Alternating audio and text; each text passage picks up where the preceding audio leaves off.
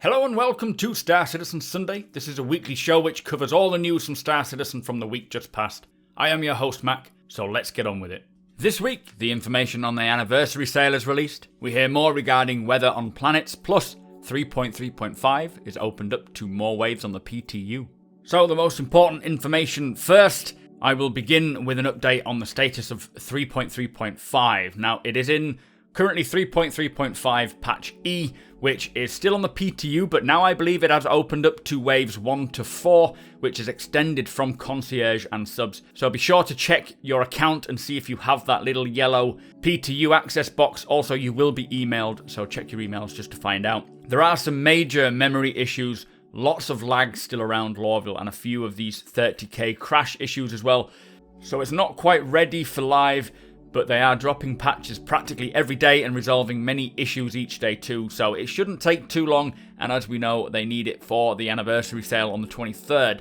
Fingers crossed we get hold of it onto the live servers as soon as possible, because then we all get to play together, and it will be a very impressive patch. So before we start, I just want to give a big shout out to all my patrons for your support, and especially to the Vault-Tec Corporation, who are an org within Star Citizen. The link is below should you wish to check them out and see what they're all about. Each month they pledge on Patreon to help support my videos. If you do like my videos and want to help support my channel further, be sure to follow the link in the description below to my Patreon page for more details. So the first question for calling all devs was, how do you envision removing unwanted players from your ship? And the example they gave was if they had a Banu merchantman, maybe removing customers who just don't want to leave. Now they don't want you to be using force to killing them. They are customers and not really criminals. You are the law of your own ship, and you'll have the law on your side, so you can set them to not have permission to be on board your ship, and then they will be given a warning that they are in violation, and as they are, that they're in a restricted area, and they'll have a timer to get out. They will have a look into a more civilized way of getting people off the ship if the timer runs out and they don't leave.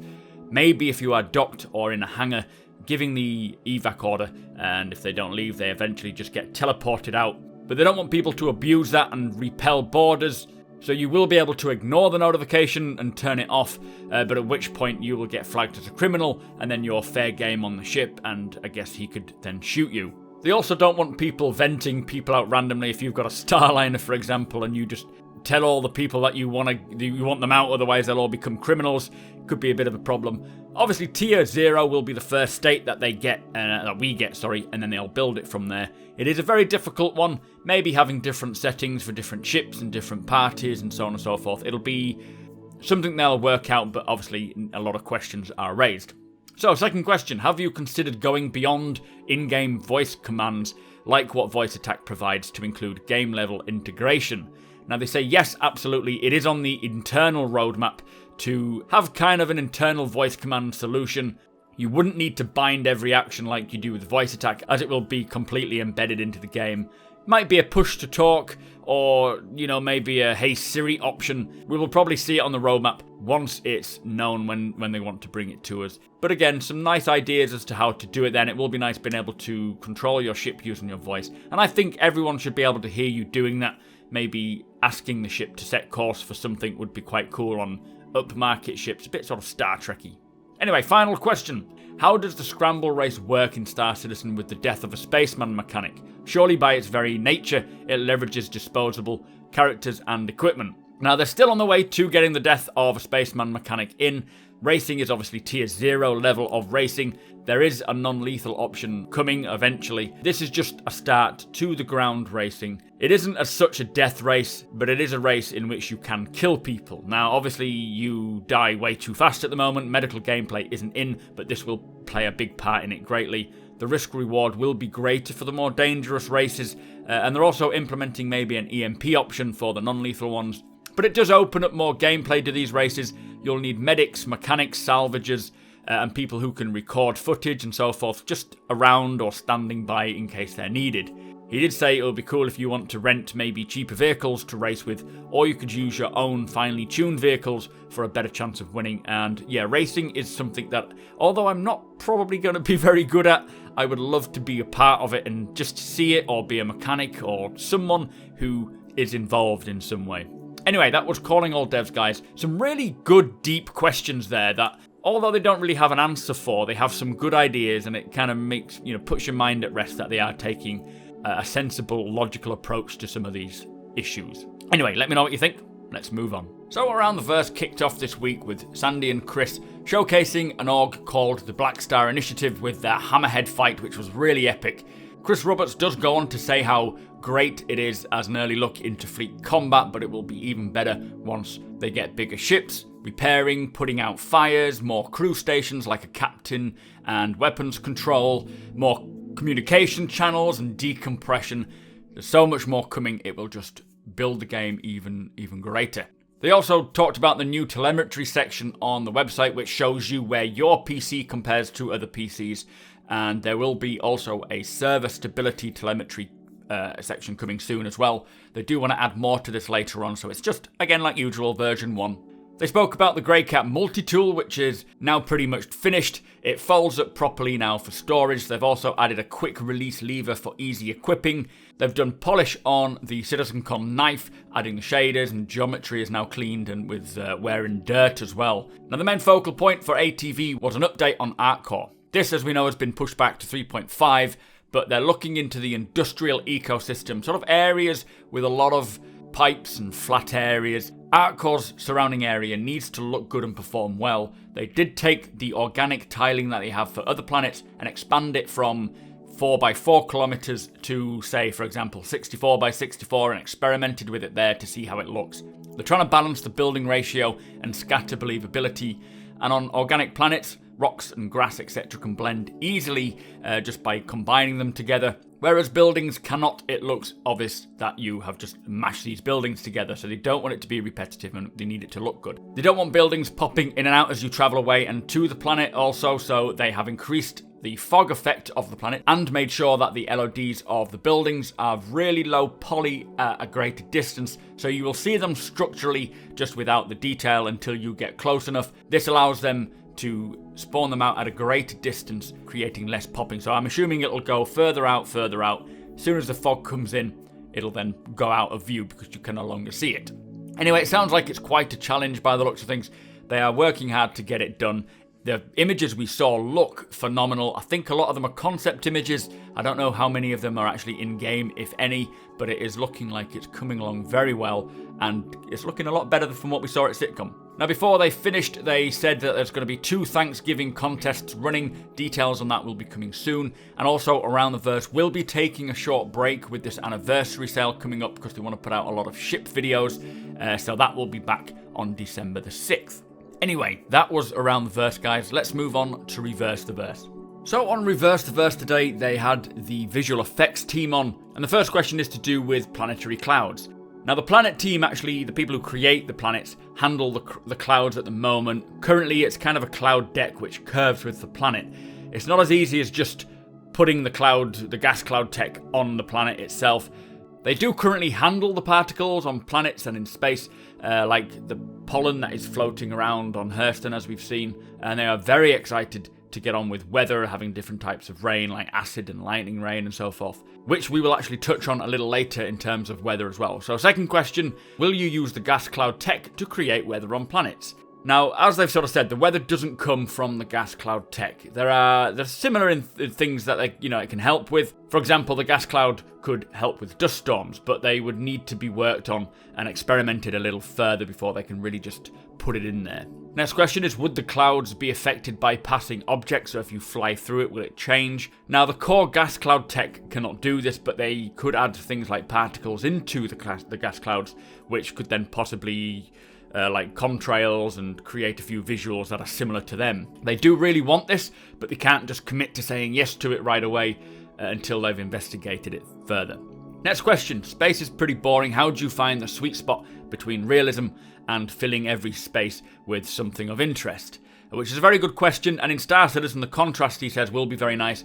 One day you could go into a gas cloud and you will find that there's nothing there. Sometimes there will be, I think personally that's a good thing. You don't always want every gas cloud containing something interesting. You want it to be a bit of a hit or miss, kind of a luck state. But they want interesting space, but they also want complete nothingness, as you will appreciate when you come across something that is visually pretty and different, but also it is space. They do want that realism, so there will be a lot of blackness as well.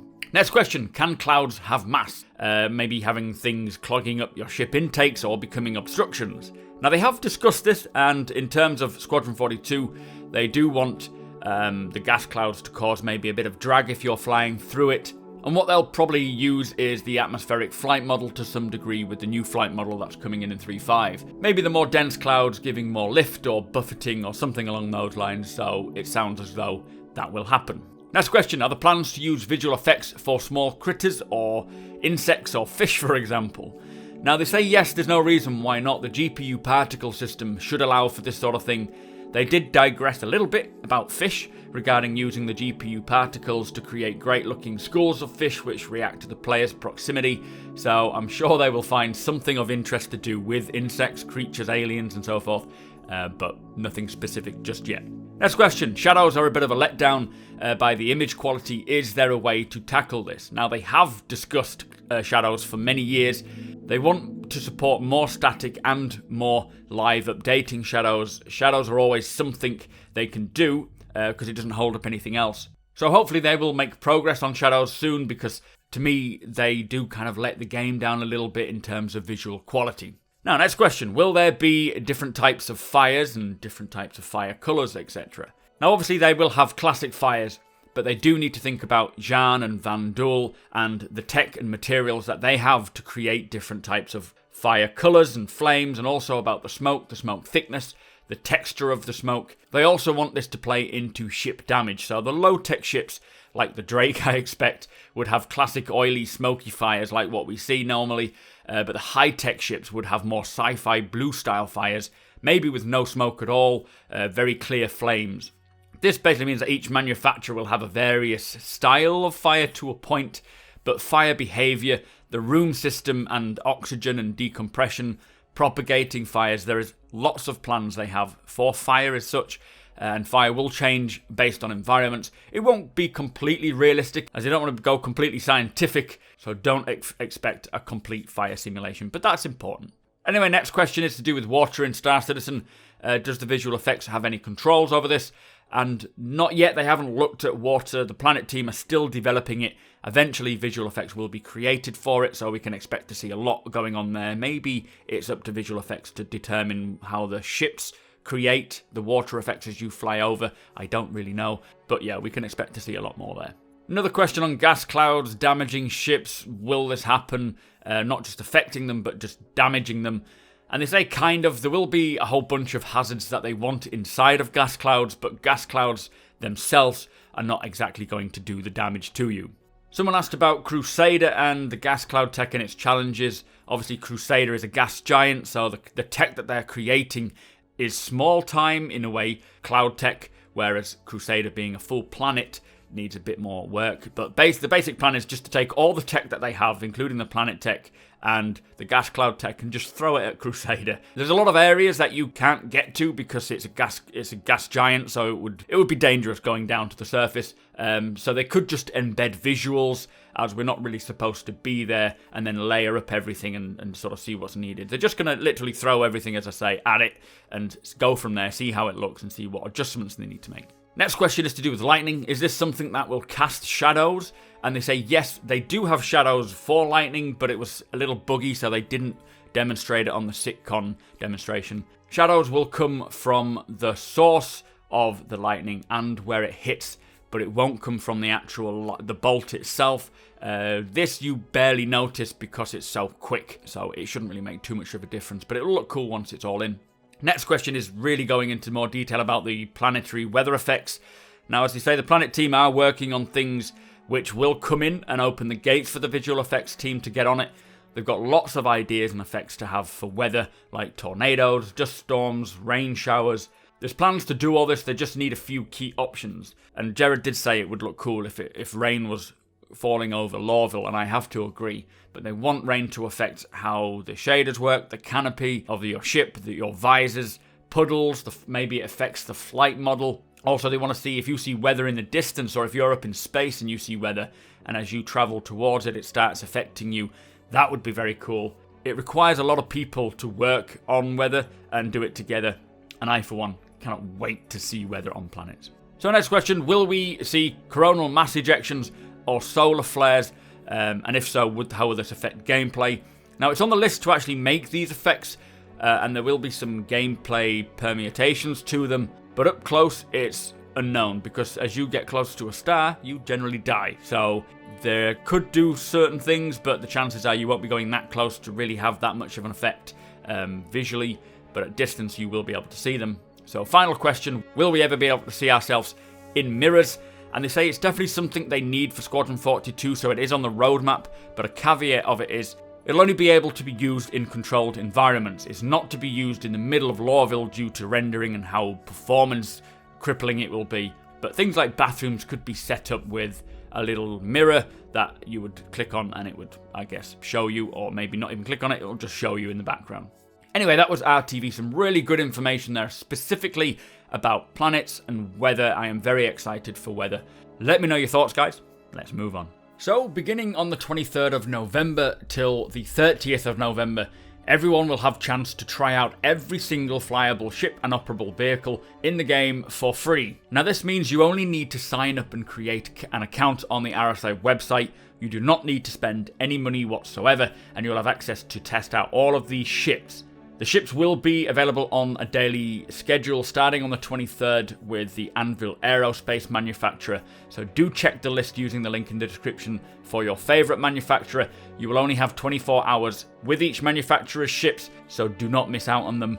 This actually is over 80 ships and vehicles, but do bear in mind that it is a 30 gig download, and also that it is an alpha still. One thing which is not in is the new flight model, so the ships do not handle as intended, and flight and combat and so forth can feel a little frustrating. Also, do expect bugs, crashes and glitches. As I say, it is an alpha, it is still in development, so there's a lot more to come. If you are new to the game, do not be shy to ask for help from the server or even on my Discord. Do follow the link below there to join into that one.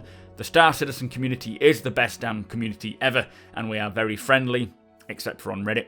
Be sure to use the referral code in the top left of the screen, or use the link in the description should you sign up to the RSA website, as this will give you 5,000 United Earth credits to spend in-game when it is complete. Be sure to explore the new planet of Hurston, its moons, and also check out Lawville, as it sounds like CIG have a surprise install. My bet is it's an AI-controlled Idris taking off and landing at the Lawville landing location. Unsure though, so let me know what you think about that one. But most importantly, have fun and enjoy it. So also this week, Star Citizen crowdfunding has reached $200 million. So Chris Roberts released a letter thanking everyone. It is worth reading if you are interested. And finally, a new portfolio post talking about the Intergalactic Aerospace Expo, which we'll probably see another video on during the anniversary sale. We get this every year now. Kind of an in-fiction expo in which they show off all the latest ships. Could the expo have an event in Lawville? Perhaps that's what they were talking about. We'll see. So that brings us to the end of the show. Thank you so much for watching. Be sure to hit that subscribe button so you don't miss a video. Hit that thumbs up if you enjoyed it, and share the video with all your friends. If you like what I do and want to help me make it better, follow the link below to my Patreon page to learn more.